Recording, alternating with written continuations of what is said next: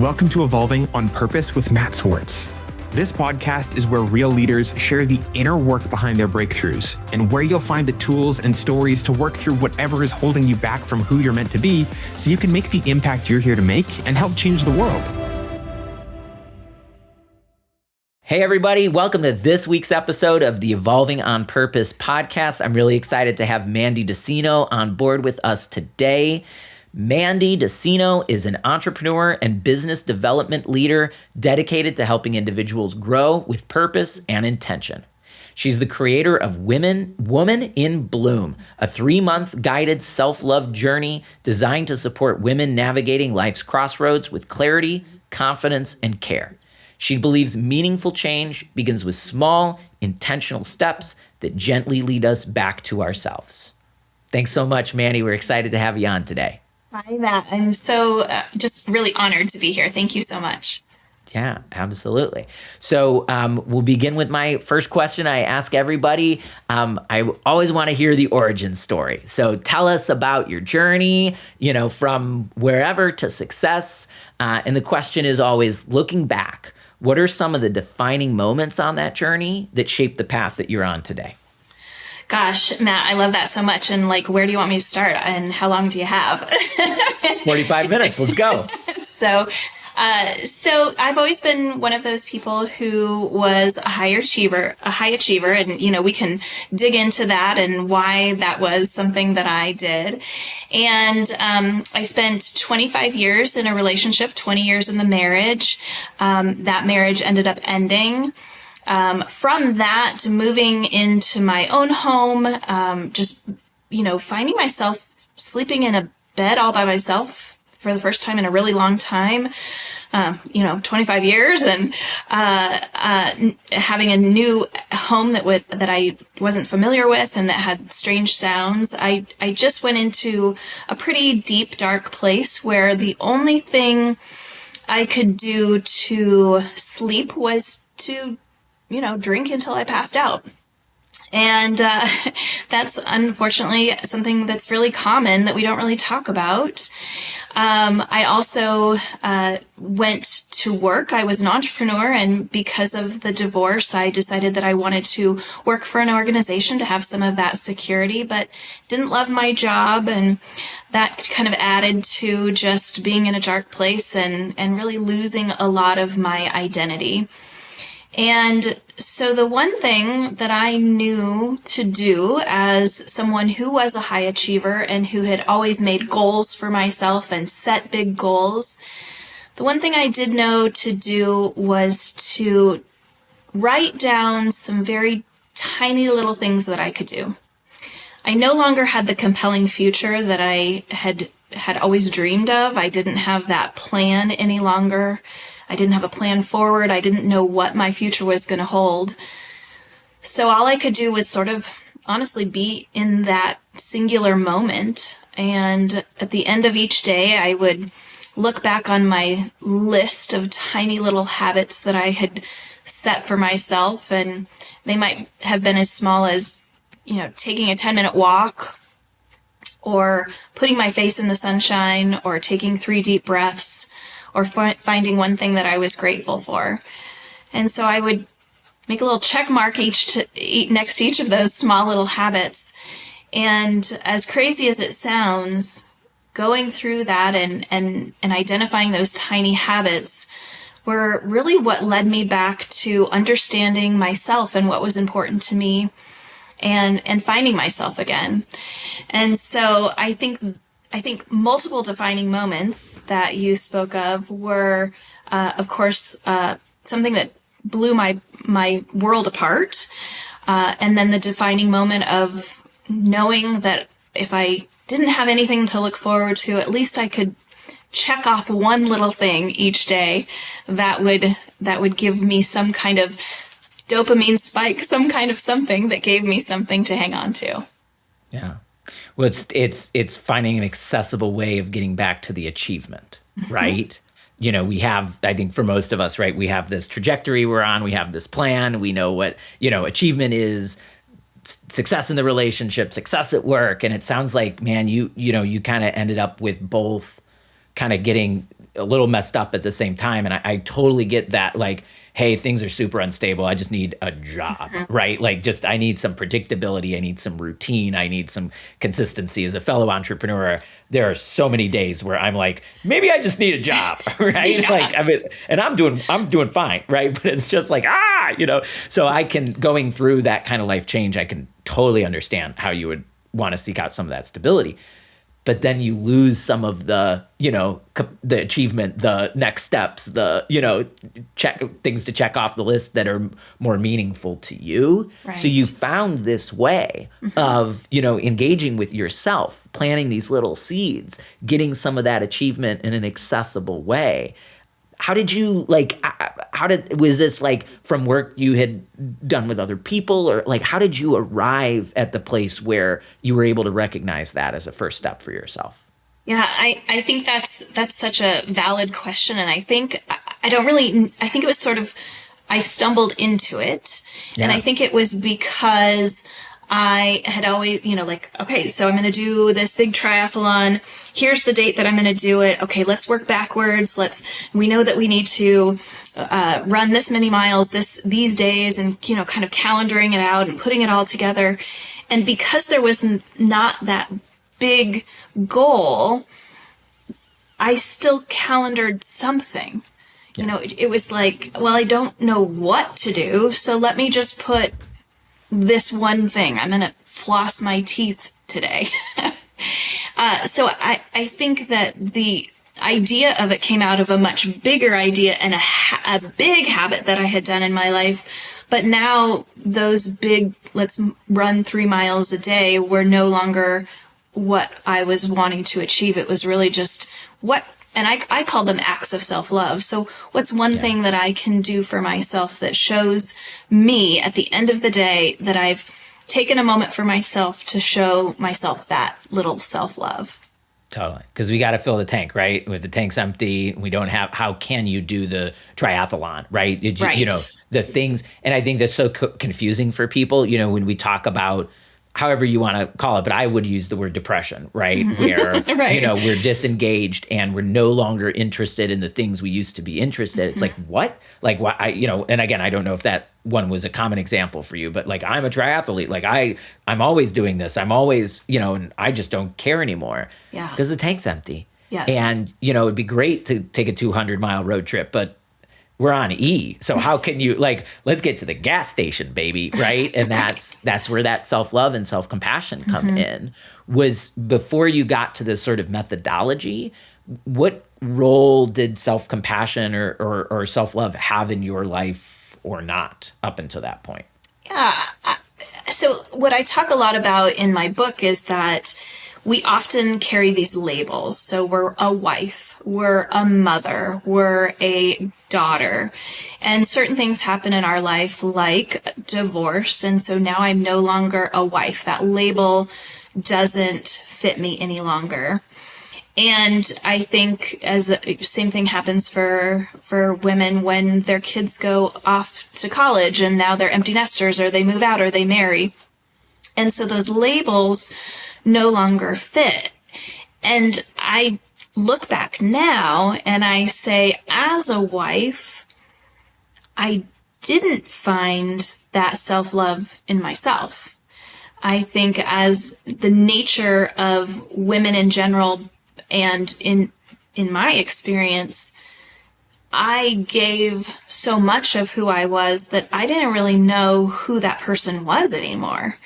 Yeah. And so that self-love, I'm not sure that I did give that to myself. Yeah. And maybe I disguised it as achieving. Right. Or making money, or a variety of other things. But to be really honest, I don't think that I sat with myself and said, what does that look like for me? Yeah. And so being in a place of losing that label allowed me to really ask that question of myself. Yeah. And it took a long time, and it was really hard. And there's lots of things that I had to go through in order to then discover what it really meant to love myself. Yeah. Yeah, I think, so often the hard part, right, is this the juxtaposition around like, if things had kept going the way they were going, I wouldn't have been able to, discover this. But also, it was so painful. Like, please, in the moment, obviously, right? We don't want that to have to be the journey. But I don't see people feeling good waking up one day going, I need to be more compassionate to myself. I only really see it after the crash, after the disillusion, after the, explosion. That's when that starts becoming an option and a priority. And before it, usually not. I totally agree. I see some of my friends right now who are struggling with becoming empty nesters. One whose mom had to move into her home and now she's a caregiver, and just like now there's this new label or this new experience that they are having to go through each day, and it makes you stop and question, wait a second, who am I? and what's important to me? And I think you're exactly right. It's not going to happen just organically on its own. It typically happens when there's some kind of implosion or change or identity shift. Yeah. So as not a woman, right? I'm always very careful having these conversations, though I am, as like a therapist, often the 10% of guys in the room, having these conversations. So always delicately and, throw a tomato at me if I'm approaching this in a way that isn't meaningful. But, I see in my work with my female clients, like, you talk about these specific, like, expected identity shifts, like the empty nesting, right? Or the loss of a parent, or, like those sorts of things, right? There are these categories of sort of expected identity shifts that seem to bring people to these moments. And then, of course, the unexpected ones or the challenging ones. It sounds like you do, a lot of your work is centered around working with women going through these transitions. I'm curious, tell me about maybe the sort of outside of this, right? We're talking about the inside already, but how does this look from the outside? Like when you were going through, your challenges, and we're going to use you so we don't have to pick on your clients or my clients or anybody. When you were going through, you're saying the loss of the relationship, moving on your own, going to work, all of these things, what would people have seen from the outside? Would they have known you were going through the dark and stormy stuff? I would say no. I would say that, of course, people knew that there was a shift in my relationship, obviously, and it was obvious. I kind of live in a smaller town, and a lot of people knew us as a couple, and so that was very obvious. But the years that followed, and the heavy drinking, and the, like you said, the depression that came along with that. I became a different person when I had to go to work, and nobody would really know that was going on. I think that is also, and this is not unique to women, but I think it's a symptom of we hold it together. You got to hold it together, and maybe that's something we learn as being female, that, we hold the family together, we get the kids ready, we've got all these things, and we just hold it together until we're at a quiet moment by ourselves when we can then fall apart. Yeah. And again, that's not unique to females, but I know that with the people that I've worked with and my focus groups and my friends, that is something that is hidden from the outside world. And now with social media, it's like we can put on whatever kind of persona we want out toward the world, and people may never know that true person inside. Yeah. So I really love this because I think these distinctions are so important. I'm a pattern nerd. So what I love is helping people, that are seeing this on the outside to connect with your pattern, right? The way it looks for you. And so what you're talking about is it was less, and correct me if I'm wrong, but it was less like I need them to think I'm okay, or I need to affect a particular image. And it was more this kind of belief and sense around having to hold it together that was really that central driver for you. For me, it was, yeah. I would think that for others, they might have a different experience, like you're speaking of, yeah. Yeah, but for you, what is it? Again, I'm always interested in these patterns. Like, and you're talking about, hey, this is true for a lot of people, a lot of women. Absolutely.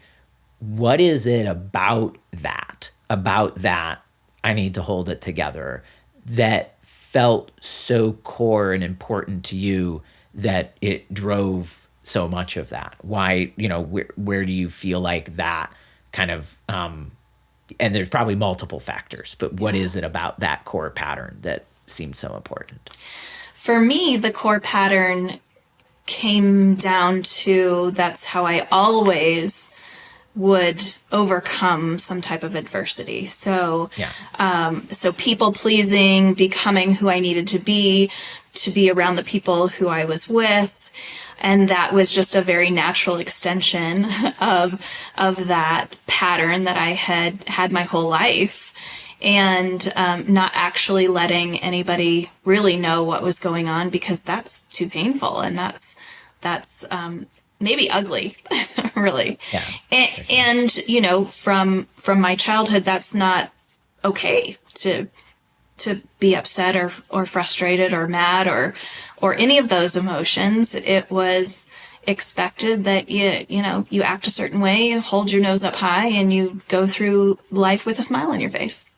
Yeah. So at the risk of being an annoying therapist, this is a childhood, and I didn't mean to walk you into that, but just often turns out that way, right? That very early in life, we learn, I have to, that this was rewarded, right? This was what success was in my family, in my early life. Success was holding it all together, right? That's who I was supposed to be. That's what I had to do. And so this thing elaborates and elaborates and elaborates until, eventually we hit a wall, right? Yeah. And then, we have to figure something else out, because, and again, like one of the core pieces of this podcast and this work is the thing that brings us from A to B is actually keeping us from getting from B to C, right? And people's next step, leaders, that may be a bigger business, or that may be a better network of friends, or that may be greater fulfillment, right? But so many people, I'm trying to speak to the people that are still at B, trying to get to C, and they haven't figured out they have to let go of A yet. And that's what you're talking about, is that you got to this point where, holding it together that had been so useful and so important through your childhood, through your marriage, it sounds like, through your, entrepreneurial journey and all of those things. Like, it just hit a point where that was no longer getting you where it needed to get you. Yep, that's right. And like you said, I think it takes almost completely falling apart to rebuild that from the ground up, and hopefully in a way that's beneficial for yourself and not with more destructive patterns. But often it, right, like we turn to, like you, and I appreciate your vulnerability, right? We, in the absence of not having a good new answer, right, we often turn to something that works just good enough, right, which is the drinking, or is the, whatever that is, right? And it's so many different things for different people, because 30% is better than nothing, right? And so we do that. But fundamentally, again, you on your journey, you were able to find these habits and this practice of, I envision a garden. I envision you planting little seeds, right, of self-love. And it's not blooming yet, and it's not, but like we're planting these little seeds, and we're getting somewhere new, somewhere different, that person that was looking at, holding it all together would be like, what are you doing? Like, that's just like crazy, Well, and I think the act of doing those micro habits, we don't realize, like you said, that you're planting those seeds, but those seeds then, so for instance, like maybe there's a micro habit of, I need to drink a cup more of water every day. And then that becomes part of your identity. That's just something that I do now. I don't have to make it a micro habit. It's something I do now. But now that I do that, like I've noticed that maybe I'm going to stack one more habit on, and that's, that now I'm going to eat some more vegetables. Stacking those little micro habits then become almost a different identity. Now I'm a healthy person. So I think those I love the way that you said those seeds, and I imagine it more of like a little bit of a stacking of things that then bloom into a new identity. And, you know, with patterns, a lot of times it's just an identity that we reflect upon ourselves of who we are and who we've always been. And this is just how it is. And so this is the pattern that I'm in. And when you can create a different identity for yourself, that's when the magic happens, in my opinion. Yeah, for sure. Love it. Yeah, absolutely. So I'm going to track back just a little bit, right? One of the things that I think is really important here, because it sounds like, you know, and you can explain a little, tell me, I guess I'll ask it this way. Tell me about some of the work you're doing right now to support others. But as you're going through that, I'm also then curious about who is able to support you, right? What helped you, you know, so I hear, you know, some of this absolutely was you, you know, pulling yourself out of, but, you know, I don't know, therapy, coaching, mentorship, friendships, community. What was it that helped you get through some of this and shaped your growth? Yeah, absolutely therapy. And it took me a couple years before I was, I'm going to say, brave enough to reach out for help. One of the first things that I did was I got back into a relationship with my parents. So that had been a little bit of a strained relationship, in part because of the person that I was married to. And so becoming back in a relationship with them, I felt was a very important first step. The bad part about that is we would sit on the back patio and drink a lot of wine, and I called it therapy. And so that put in a different habit that didn't serve me moving forward. But that was kind of my first step, is really being able to be really open and honest with my parents, have that relationship come back into fruition, have those really important conversations with them, and them really supporting me and holding me through that. And from there, of course, then therapy. I have a therapist and a coach still, because I think both are very important. And one thing that I feel was a really pivotal moment for me was that way back in the day, this shows you how old I am, I used to listen to the Tony Robbins cassette tapes. Sure. Yeah. And he had this 30-day program, and it was these cassette tapes, and I would listen to them in my car. And so I stumbled upon Tony Robbins again, and I started to go through some of his programs too, and I found a community there as well.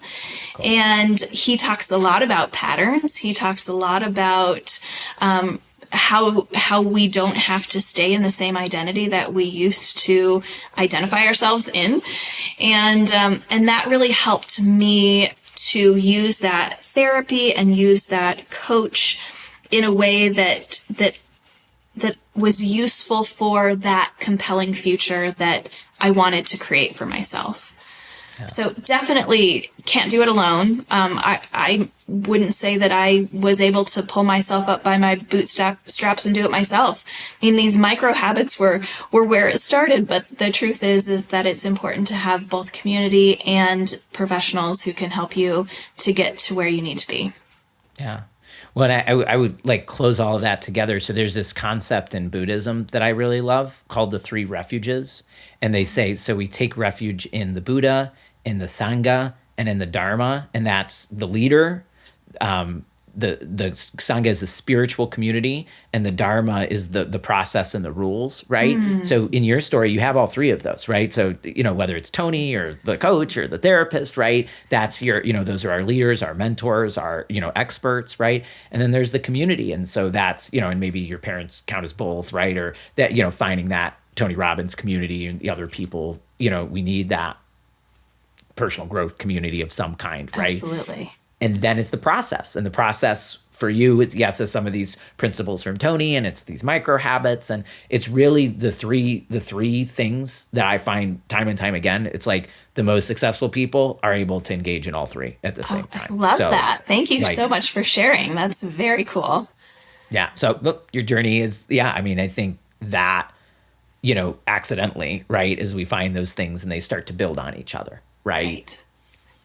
The interesting thing that I would pull on it, because I think it's really useful for a lot of people, is that idea that like the first step, the real first step you took that you explained was like connecting with your parents or reconnecting with your parents, right? It's okay. So good in some ways, bad in others, right? Like your first step is not going to be perfect. It's not going to be, oh, I can just do this thing. And, there's going to be this iteration to it. Right. And this is true with the micro habits, I'm sure. But yeah, it was really well illustrated in that story. Like, so I'm reconnecting with my parents, but we're drinking. And so, I think, again, especially high achievers, the perfectionists, right? They want to like, okay, I'm going to find the one thing. I'm going to listen to the Tony Robbins cassettes and we're going to be done. And it's not like that. Would you agree? And have you seen that to be true for yourself, for your clients, that it's an iterative process rather than a one size fits all answer? Yeah, absolutely. And I think the moment that you learn something about yourself and you have an aha, there's another one right around the corner that you need to learn and grow through too. So it's an always evolving process, and I'm continually learning about myself and learning how to love myself in different ways. And absolutely, one of the things that I do talk about in my book when it comes to those micro habits are that it's okay to change them. If it no longer fits, create a new one. And my product is just 3 months long, so you can take that for 3 months, or you can choose to do it for a week, or you can choose to do it for 1 month, however long that takes. But I guide you through the fact that give yourself grace if this no longer fits, and if there's a new type of habit that really speaks to you. We also walk through 7 different areas of your life, and you don't have to do all 7. Like as high achievers, my focus group was like, I got to do all 7. I'm going to have to do this one before this one, but that one was really hard. And so then I got tired and I didn't want to do number 2. And I'm saying there's no number 2. Like you pick what calls to you. And if that's the place where you land, and if that's the place where you identify some micro habits, that's perfect. Give yourself grace that you don't have to do all of it all at once, and you don't have to do all 7, and you don't have to do 21 micro habits. Like, it's okay. So yes, it's always an iterative process. And I think part of learning to love yourself is to have that grace of, okay, I'm going to pivot now. This isn't speaking to me, or I've grown, I've learned from that experience. Now, what's the next thing that I'm ready to experience and learn and have an aha moment about? Yeah. I appreciate you sharing that, because I just wanted to pull that thread, because I just think that's so important for the leaders and high achievers to hear. It's not, if I just do all of these things right away, it's, no, it's this, and then try this, and then, but what's the quickest way? It doesn't work like that. We're wandering through a maze with our eyes closed, and the best we can do is find sometimes the next open hole and go, and are we sure that's the way out? No, we're not sure that's the way out, but it's a step closer than where you were, right? It's a step closer than being in the, damaging relationship. It's a step closer than drinking yourself to sleep at night, right? Yeah. And we have to just keep iterating. So I'm not surprised to hear that your focus group was, like that is just so quintessential to the people we work with, right? Yes. Yeah. And is it okay to curse? Oh yeah, I hope so, because I will. Yeah. So woman in bloom. So one person in my focus group, the first thing she said is, I'm gonna bloom the shit out of this. I'm gonna bloom the shit out of this. And I'm like, hang tight. That's not the purpose. But that's that high achieving person who was like, Mandy, I'm going to do the best job that I can. I'm going to bloom so hard. Yeah. I love that. Oh, that's so good. That's what I was looking for. Like, that, right? And I mean, the reason this is so important to me is that these are the listeners, right? This is us, right? Mm-hmm. Like, I mean, I would say that for sure, right? Like, I'm gonna, be the best fucking, client you've ever had, right? And I don't know, like, maybe for me, a good example would be like my marriage therapy, right? Going to marriage therapy with my wife. And like, I'm like, I'm the fucking high achiever. I'm this, I'm that. There has been no more humbling experience in my entire life, right? Well, maybe not. I've had a couple, but you just got to be good with that iterative process. And even though you're a high performer over here and you're amazing at this, we're not knocking that. Yes, you are, right? Yeah. You're the director of this and you're CEO of that and you're the best mom in the world and any of that. And, if you're learning how to play guitar, you're not going to be good when you start. And so that's true with this personal growth stuff. So I love that. Thank you. That's perfect. So tell me about the conversion from like your personal journey into, doing some of this work. It sounds like some coaching and it sounds like, you're putting together this program and writing the book. When did this turn from your growth to something that you felt comfortable bringing to other people and moving in that direction? Well, I had gotten into this habit tracking and I didn't stop. Sometimes the habits would change a little bit, but for the most part, they were really focused on those acts of self-love that I could do each day for myself or each week. And I had a couple of friends who were going through some hard times, and I was like, I don't know if this is going to match to you. I don't know that this would help you in any way. But I shared my little Excel spreadsheet with my friends, with a couple of friends, and they were like, if you ever decide that this is something that you want to put out into the world, I really think you should. It's been really helpful for me. I can see how helpful it's been for you, and I'm really honored that you would share your silly little spreadsheet with me. And so that just was, we talk about seeds, that was just a little seed that got stuck in my head. And I actually had a therapist ask me, she's like, Mandy, you've achieved all kinds of different things in your life. And you should be very proud of all the things you've achieved. But what's one thing that you haven't done yet that you feel you want to put out into the world? And I said, well, I've got this idea for this habit tracker. She's like, tell me more about it. And I said, well, I really think it has to, be, exploring the different areas of your life and then creating these habits and, probably a gratitude journal on top of that, like, sort of combine it all into one, because I think that's where the magic happens, is when you're struggling and you find gaps in where you currently are and where you want to be, and you're creating these habits. But I think when you pull together that gratitude, that kind of solidifies that you're already okay where you are right now. And the whole idea of these micro habits and this growth is just that next tiny little step. You're already enough currently. So I shared that with her, and she was like, you've got to do this. And I was like, who am I? Who am I to put something out like this into the world? Like that's ridiculous. Who am I?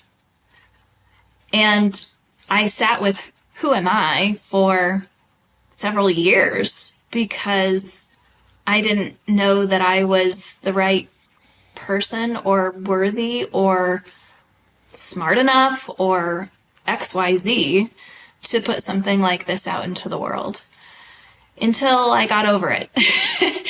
And until I realized that this has helped a few of my friends. I've had a little bit of validation from a therapist saying, you got to do this. Who am I? I'm somebody who went through a lot of shit and had to figure my shit out, and who did it successfully. And that's who I am. Yeah. And so what would the world be without it? Maybe that's the question.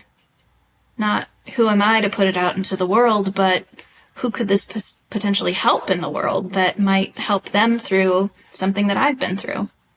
Yeah. And then it became more of a mission. Yeah. Cool. Yeah. I think that I've seen so many high achievers get stuck on, for different reasons, right, on the next step, whatever the next step is, right? And, for you, it sounds like a big part of it was, yeah, who am I? I'm not, am I good enough? Blah, blah, blah, which is, it's just this it's comedy, right? Because you achieve all of these things. It sounds like, I mean, so I imagine that was a genuine example that you were a triathlete. Was that correct? Mm-hmm. Yeah. Yeah. So you achieve this thing, which, by the way, as a not sports person, I'm like, I couldn't. Like, there's no way that's possible, right? Like, I never, it's like not happening. Maybe I could learn the guitar. That, no way, right? But then you're like, but I couldn't do this. And it's just like, how do we keep forgetting? How do we keep forgetting that, we built this business? How do we keep forgetting that we, I mean, it sounds like, there were challenges in your relationship, but still, a relationship for 25 years, right, is like, I mean, that's incredible, right? Like, how many people go through life just having relationships for 2 years and then off and the 2 years, so, we just keep forgetting our creative capacity and our potential. So I'm glad that you had a couple, your friends, your therapist, right there, watering those seeds, encouraging you to get out there. Who would we be without those people that are here to support us?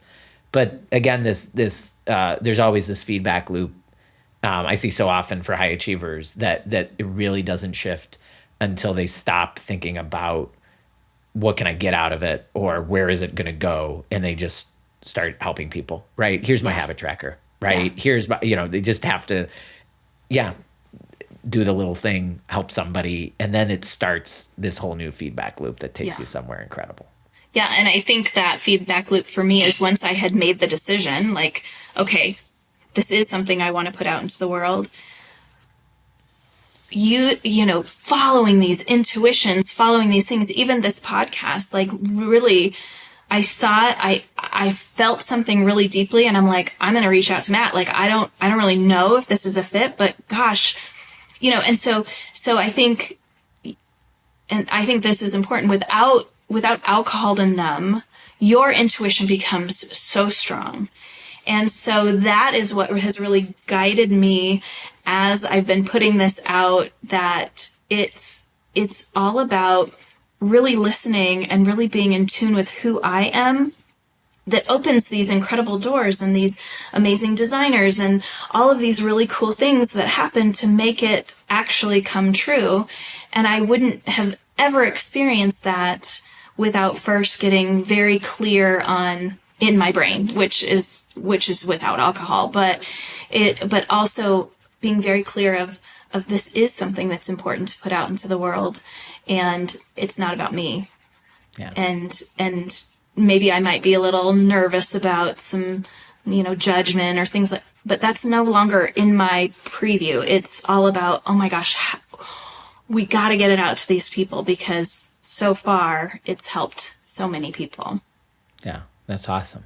And I appreciate you sharing it, and I'm hopeful it can help some more people. The not today but future conversation is this. It's this intuition piece, Mandy. It's the, again, for us high performers, corporate this, achieving that, whatever.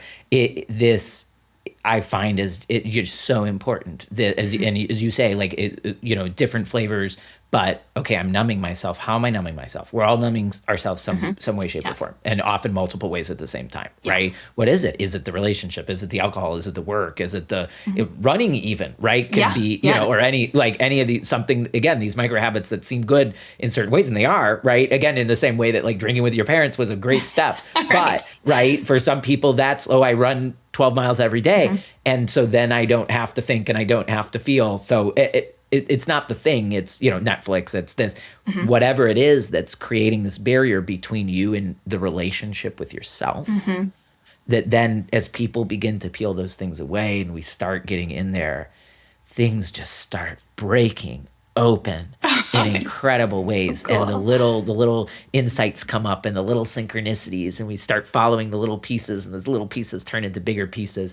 And this is for me so hard as, again, a high achiever, any of my clients who are the high achievers, is like it once you get out of your own way, once you stop trying to control it, once you stop trying to achieve, that's when the achievement comes. Yes. And it's like, it's like, the more I push it, the more I force it, the more I make it about me or my accomplishments, the more I'm getting in the way of that intuitive connection and these things just kind of pouring out. Yeah. Sounds like you've experienced that. Oh, and it's so miraculous every day. It's just a new miracle, a new magical thing that happens, a new thought that comes into my brain that I follow that turns into something. And I look back and go, where did that thought come from? Or how did I get here?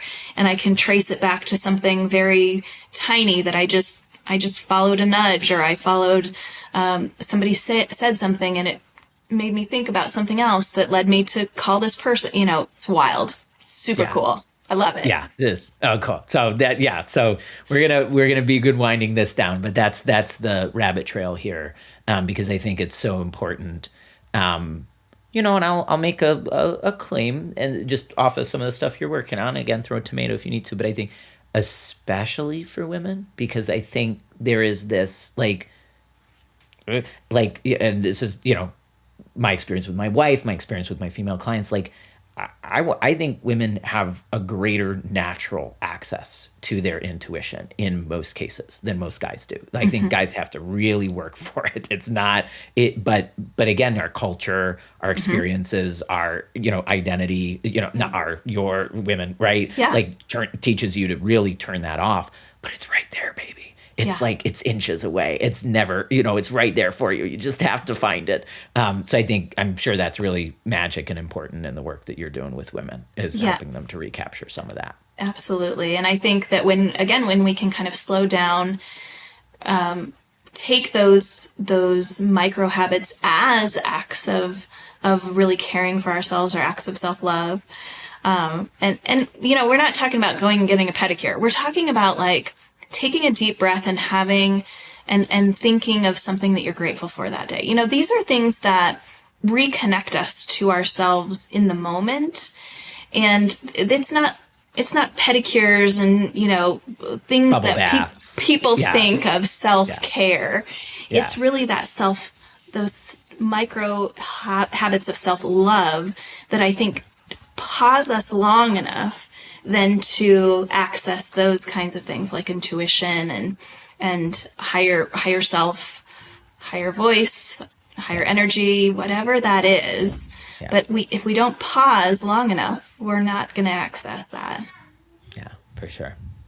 So cool. Yeah, love this stuff. So as unfortunately we got to wind down. So I'm going to ask you, what my final question, and you kind of already answered some of it, but if your life and work, and especially this work that you're doing right now, ultimately succeeded beyond what you could imagine, what change in the world do you hope you would see because of this work and because you were here? I hope that my work makes it common or more acceptable for women to talk about things that are hard.